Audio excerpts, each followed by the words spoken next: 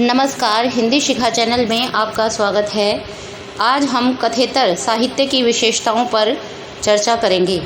आधुनिक युग में कहानी, उपन्यास व कविता जैसी पारंपरिक विधाओं की तुलना में कथेतर गद्य की मांग अधिक रही है। पाठक आज संस्मरण, जीवनी, आत्मकथा, यात्रावृत्त, रेखाचित्र, रिपोर्टाज, डायरी पढ़ने में ज़्यादा रुचि ले रहे हैं। इन विधाओं में आज उत्कृष्ट कोटि का साहित्य भी हिंदी लेखकों द्वारा निरंतर रचा भी जा रहा है। कथेतर साहित्य से तात्पर्य। कथेतर साहित्य नॉन फिक्शन साहित्य की वह शाखा है जिसमें दर्शाए गए स्थान, व्यक्ति, घटनाएं और संदर्भ पूर्णतः यथार्थ पर आधारित होते हैं। इसके विपरीत कहानी, उपन्यास व कविता जैसी पारंपरिक विधाओं में पूर्ण अथवा आंशिक रूप में कल्पना की प्रधानता होती है। अतः यथार्थता कथेतर साहित्य की मूल व प्रधान विशेषता है। कथेतर साहित्य की विशेषताओं का अध्ययन हम पृथक पृथक विधाओं के आधार पर कर सकते हैं। सर्वप्रथम, कथेतर साहित्य के अंतर्गत निबंध एक महत्वपूर्ण गद्य विधा है। इसके आकार की कोई सीमा नहीं होती, यह बड़ा अथवा छोटा हो सकता है। निबंध के लेखक जो कुछ भी लिखता है उसमें उसके व्यक्तित्व, विशेष दृष्टिकोण व निजीपन की झलक स्पष्ट दिखाई देती है। निबंध अपने स्वरूप में पूर्ण होता है, भले ही लेखक वर्ण्य विषय का एक अंश मात्र चुने। निबंध में रोचकता व सजीवता जैसी विशेषताएं विशेष रूप से पाई जाती हैं। यही कारण है कि निबंधकार एक सामान्य और नगण्य, जो विषय ज़्यादा चर्चित भी नहीं है, को भी अपनी लेखन क्षमता के बल पर विशिष्ट व महान बना देता है। निबंधकार द्वारा आत्मनिवेदन अथवा निजी दृष्टिकोण की अभिव्यक्ति निबंध कला का चरम उत्कर्ष बताया गया है। निबंधकार की व्यक्तिगत प्रतिभा के पूर्ण प्रकाशन का महत्वपूर्ण गद्यात्मक माध्यम होने के कारण ही निबंध को एक प्रकार का स्वगत भाषण भी कहा जा सकता है। अर्थात निबंधकार का क्या दृष्टिकोण है वह उसके निबंध के माध्यम से परिलक्षित होता है। कथेतर साहित्य के अंतर्गत अगर हम दूसरी विधा को लें तो उसमें रेखाचित्र विधा जो है वह भी आकर्षण का केंद्र बनी हुई है।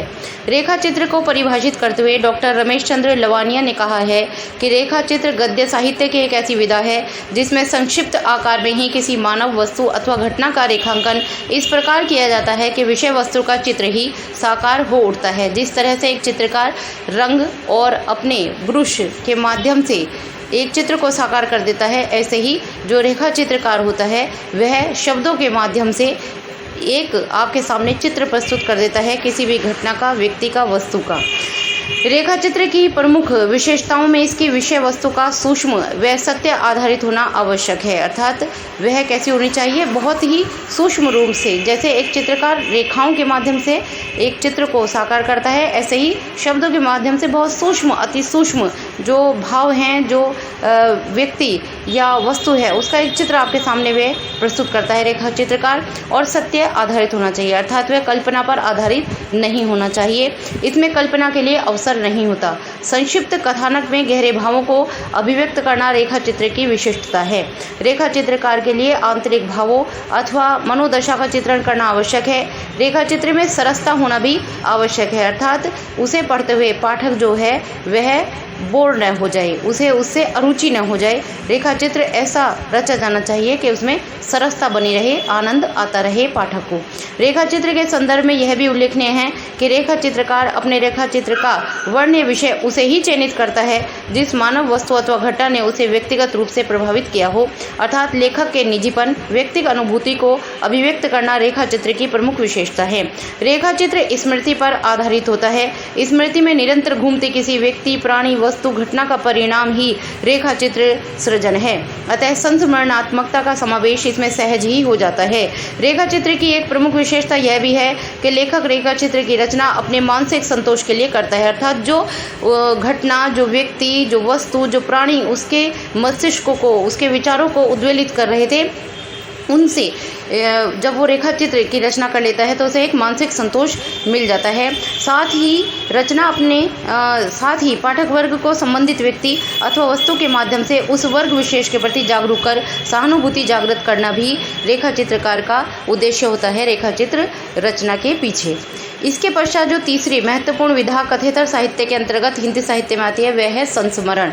संस्मरण विधा भी आज महत्वपूर्ण स्थान प्राप्त करने में सफल रही है। संस्मरण का विषय बड़े से बड़ा और छोटे से छोटा कोई भी व्यक्ति अथवा घटना हो सकती है जो समय के साथ धूमिल न पड़ी हो।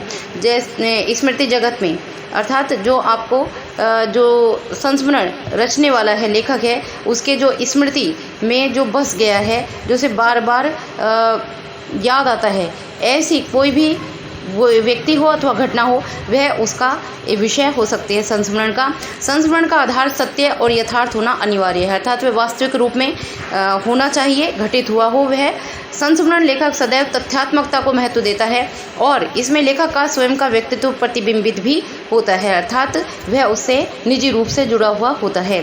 संस्मरण में शब्द के माध्यम से वर्णनीय विषय घटना को मूर्तिमान कर पाठकों के समक्ष प्रस्तुत किया जाता है। मूर्तिमान करना अर्थात बिल्कुल जो समक्ष दिखाई देने लगे, ऐसे शब्द चित्रों के माध्यम से संस्मरण रचा जाता है। संक्षिप्तता, रोचकता, प्रभाव उत्पादकता और आत्मीयता संस्मरण विधा की प्रमुख विशेषताएं हैं। इसके पश्चात जब हम कथेतर साहित्य के अंतर्गत अन्य प्रमुख विधाओं पर विचार करते हैं तो उसमें आती है व्यंग्य विधा। व्यंग्य यूँ तो लेखक व पाठक जो हैं वह कविता, नाटक, उपन्यास, कहानी या निबंध आदि में सदैव से ही व्यंग्य का आनंद लेते रहे हैं, किंतु आज व्यंग्य एक मौलिक विधा बनकर समाज व राष्ट्र को जागृत करने वाला साहित्य बनकर उभरा है। व्यंग्य में औपचारिकता को त्याग कर नग्न सत्य का साक्षात्कार लेखक पाठक वर्ग को कराता है। प्रतीकात्मकता का प्रयोग व्यंग्य की मुख्य विशेषता है, जैसे खट्टे अंगूर, शहरी सांप आदि का प्रयोग प्रतीकात्मक रूप में किया जाता है। एक प्रतीक बना लिया जाता है और उसके पीछे से जो बात व्यंग्यकार रखना चाहता है वो इन प्रतीकों के माध्यम से वह रखता है। कथेतर साहित्य में अगर हम अगली विधा की बात करें तो वह है आलोचना।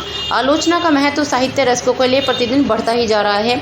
आलोचना में किसी भी रचना के गुण दोष का विवेचन करने के साथ साथ पाठकों के बुद्धि व हृदय पर पड़ने वाले प्रभाव, कृति की उपलब्धियों, अभावों का मूल्यांकन करना सम्मिलित रहता है। साहित्यिक क्षेत्र में विलंबित प्रवेश के बावजूद, हालांकि ये आलोचना प्रारंभ से थी लेकिन इसको इतना महत्व नहीं दिया गया था, वह धीरे धीरे जो है उसने अपना एक वजूद बनाया, एक अस्तित्व बनाया और पाठक वर्ग के लिए एक मार्गदर्शक की भूमिका आज वह निभा रही है। आलोचक किसी भी रचना और पाठक वर्ग के मध्य एक सेतु का कार्य करता है। आलोचक निष्पक्ष रूप से किसी कृति की आलोचना कर पाठक को बौद्धिक रूप से सजग करता है, जिससे उसकी साहित्यिक जिज्ञासा में वृद्धि होती है। अर्थात आलोचक एक जो निष्पक्ष रूप से प्रस्तुति करता है उसमें यह पता चलता है कि जो साहित्यिक रूप से यह कृति जो है वह पढ़ने के योग्य है और इसमें ये गुण और दोष सम्मिलित हैं। इसके पश्चात जो कथेतर साहित्य में अन्य महत्वपूर्ण विधा आती है वह है यात्रावृत्त। आधुनिक कथेतर साहित्य की महत्वपूर्ण विधा बनकर उभरी है यात्रावृत्त। यद्यपि इसका लेखन भारतेंदु युग से किया जा रहा है, किंतु कहानी, उपन्यास, कविता आदि पारंपरिक विधाओं की तुलना में इसका आकर्षण पाठक वर्ग में सीमित ही रहा, किंतु आज पाठक वर्ग कुछ नवीन की जिज्ञासा में इसकी ओर आकर्षित हुए हैं। साहित्यिक सौंदर्यबोध से ओतप्रोत लेखक जब विभिन्न स्थानों की यात्रा का शब्द चित्र प्रस्तुत करता है तब पाठक को भी ऐसा प्रतीत होता है कि मानो वह स्वयं यात्रा करता हुआ सब कुछ देख रहा है।